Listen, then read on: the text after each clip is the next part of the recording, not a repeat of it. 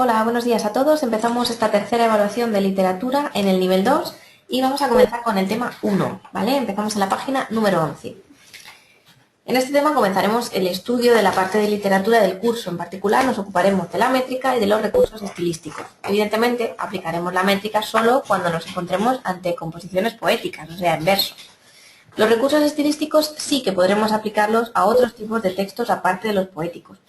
De todos los recursos que estudiaremos, los de tipo sonoro prácticamente solo serán aplicables en la poesía, pero las figuras de aspecto morfosintáctico y léxico, que luego veremos, sí que nos van a servir a la hora de realizar un comentario de texto, ya sea poesía o prosa, ¿vale?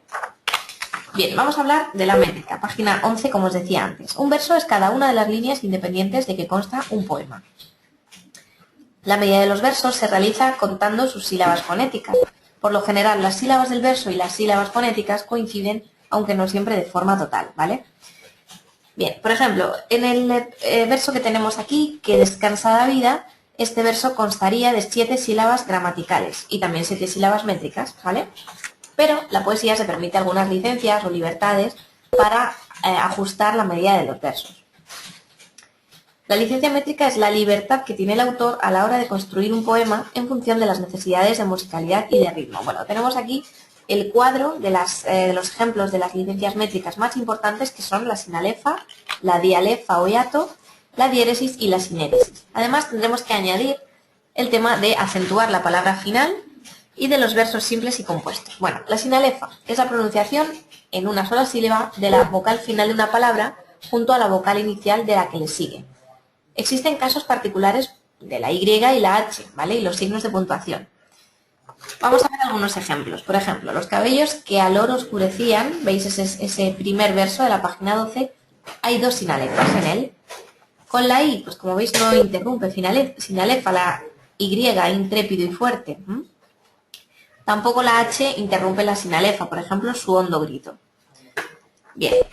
Vamos a pasar a ver el hiato, que es la renuncia a hacer sinalefa. Sucede cuando la segunda palabra comienza con vocal tónica. Por ejemplo, está en mi alma. Ese está en mi alma, en este caso el poeta no hace sinalefa porque la palabra alma comienza por A tónica, por vocal tónica. La diéresis sería la pronunciación separada de 2 sílabas que forman diptongo. Se suele marcar tipográficamente con 2 puntos. Con un manso ruido, como veis ese ruido, U e I, habría que pronunciarlas juntas, pero como lleva esos 2 puntos, se separan. La sinéresis, por el contrario, es pronunciar en una sola sílaba 2 vocales que deberían separarse en su pronunciación. Por ejemplo, en la página 14, a la lealtad castellana. Lo veis ahí que tendría que tener 9 sílabas, pero lealtad no se separa. Ese leal se queda junto y por eso son 8. Bueno, las más comunes ya os digo que son la sinalefa y el hiato, ¿vale? Sobre todo la sinalefa. Bien, vamos a ver ahora los versos simples y compuestos que teníamos en la diapositiva anterior. Aquí está. En la página 14 también. Llamaríamos versos simples a los que tienen 11 sílabas o menos. En la mitad de esos versos puede producirse la cesura, que es el descanso rítmico marcado con una barra, ¿vale? Por ejemplo, fuego en el alma y en la vida infierno. Esa barra después de la I separa el verso de del siguiente verso, de la siguiente parte del verso, puesto que es un verso compuesto. Los versos compuestos son los que tienen más de 11 sílabas y la cesura los divide en 2 hemistiquios. Ya no sería el mismo verso como antes, sino que sería dos diferentes, ¿vale? Ya sabéis, la frontera es las 11 sílabas, ¿vale? Eso sí que os tenéis que quedar con ello. Bien, ahora sí vamos a ver la rima, que es la repetición de sonidos a partir de la última vocal acentuada. Hay 2 tipos de rima. Esto os sonará del año pasado a los que estuvisteis con nosotros y si no, pues seguramente lo recordéis de vuestro tiempo de estudiante. Asonante sería aquella en la que solo se repiten los fonemas vocálicos y consonante sería la que repite tanto fonemas vocálicos como consonánticos, es decir, que repite todas las letras después de la última vocal acentuada. Por ejemplo, pasó la edad en que la vida entera parece un blando y repentino ahora.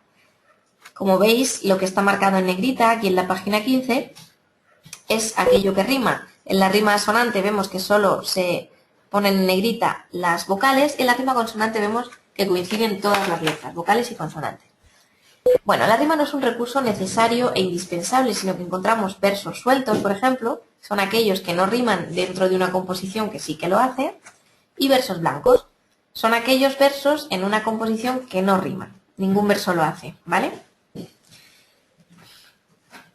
Bien, ahora la clasificación de los versos, tenemos que hablar del arte menor y el arte mayor. Los versos de arte menor son versos de 8 sílabas o menos, incluidas las 8 sílabas, ¿vale? Los versos de arte mayor serán los que tienen más de 8 sílabas, es decir, a partir de 9, ¿vale? Los versos de arte mayor, con 12 o más sílabas, se denominan versos compuestos, que eso es lo que hablábamos antes. Bueno, las fronteras están un poco difusas, como veis, entre 11 y 12, pero el arte mayor y menor sí que es claro que se separa a partir de 8. Menos de 8 u 8, arte menor, a partir de 9 o 9, arte mayor. Bueno, tenemos aquí muchos ejemplos, tanto de octosílabos como de tetrasílabos, endecasílabos y alejandrinos. Los leéis, los veis y vamos a pasar a ver las estrofas. Bueno, os dejo antes de pasar a ver las estrofas un ejemplo, una especie de ejercicio que tendréis que hacer en casa. Pobre limonero de fruto amarillo, cual pomo pulido de pálida cera, qué pena mirarte, mísero arbolillo, criado en mezquino tonel de madera. Bueno, es una poesía de Antonio Machado que os he resuelto la medida y demás cuestiones del verso, la rima y tal. Entonces lo que tenéis que hacer es intentar analizar en casa cómo se contarían los versos de este poema, si serían de arte menor o menor, etcétera, ¿vale? Y las sinalefas que se aplicarían. En este caso igual, o terremoto mental, yo sentí un día en mi cráneo como el caer subitáneo de una babel de cristal. Es un poema de Rubén Darío que igualmente os animo a que resolváis, ¿vale? Está resuelto en pantalla, lo que hacéis es que lo copiáis en un cuaderno e intentáis analizar la rima. Bueno, ahora sí vemos las estrofas. Una estrofa es una agrupación de versos. Sería cada una de las partes con unidad rítmica en que se divide un poema o composición poética. Estará formada siempre por 2 o más versos que se combinarán cumpliendo determinadas condiciones de medida y de rima. Bueno, las estrofas hay de muchos tipos según el número de versos y bueno, simplemente las leemos en casa y las intentamos comprender, ¿vale? Los pareados, como de 2 versos. De 3 ya tendríamos tercetos y tercetos encadenados, además de las soleás. De 4 versos, cuarteto, cuadernavía, serventesio, redondilla, cuarteto y seguidilla. De 5 versos tendríamos el quinteto, la quintilla, etc. De 6 versos, de 8... Bueno, como veis hay muchísimas estrofas, no tenéis que aprenderlas todas, pero sí os aconsejo que estudiéis detenidamente el soneto, los pareados y los tercetos y cuartetos. El resto, bueno, son ya, digamos, menos, os van a parecer menos en los ejercicios y en el temario, con lo cual nos quedamos con esas que os he comentado. Ahora vamos a ver los recursos estilísticos. Vamos a explicar algunos, como veis hay muchos, tampoco vamos a tener que aprenderlos todos, sino que vamos a detenernos solo en los más importantes. En toda la obra literaria se reflejan los distintos medios del lenguaje para expresar aquello que quiere el autor transmitirle al lector. Hay figuras de aspecto sonoro y de aspecto morfosintáctico y léxico. Vamos a ver de las de aspecto sonoro cuáles serían las más importantes. Las más importantes serían la onomatopeya, que la tenemos en la página 27, cuando se utilizan sonidos que reflejan la realidad a la que alude el autor, y la aliteración, que es la repetición frecuente de una o más letras, la libélula vaga de la vaga ilusión, ¿vale? También la anáfora, que es la repetición de palabra o grupo de palabras al principio de cada verso. Es súper fácil de identificar el Dios que todos llevamos, el Dios que todos hacemos, etcétera, etcétera. Como veis, esas 2 primeras palabras se repiten. Bien, con esto pasaríamos a ver las de aspecto morfosintáctico, que son las que afectan, pues eso, a la sintaxis sobre todo. No tanto al sonido como las de antes, sino a la sintaxis. De estas, ¿cuáles serían las más importantes? Pues sobre todo el asíndeton, que la tenemos en la página 29, y el polisíndeton. El asíndeton sería la omisión de conjunciones con el fin de agilizar el ritmo de la composición, y el polisíndeton, lo contrario, repetir conjunciones para dar mayor fuerza a la composición. Bien, también el hiperbatón, que sería la alteración del orden normal de la frase. Es decir, si la frase es sujeto, verbo, predicado, sería alterar ese orden. Por ejemplo, esta que me dictó rimas sonoras cultas, sí, aunque bucólica, talía. Como ves, el sujeto de las frases no está al principio, el verbo es el primero que se ve, en fin. Es un poco ese alterar el orden habitual que tiene una frase.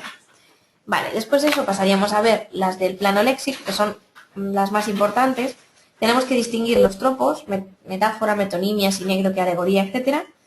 Y las figuras que contrastan dos significados, comparan dos cosas, ¿vale? Como la antítesis o la paradoja. Dentro de los tropos nos vamos a quedar con la metáfora, porque es la más importante, sustitución de una palabra por otra con la que guarda alguna semejanza. O sea, la metáfora lo que hace es identificar dos términos, las perlas, el rocío, la primavera ha venido. Vale, pues podríamos decir también las casas, los ojos de las casas, por ejemplo, ¿no? Que serían las ventanas. Si dijéramos las casas, las ventanas de las casas son como ojos, estaríamos en una comparación. Si decimos las ventanas son ojos, estaríamos en una metáfora, porque estamos identificando el término A con el B. Entonces, eso es importante que la sepáis identificar.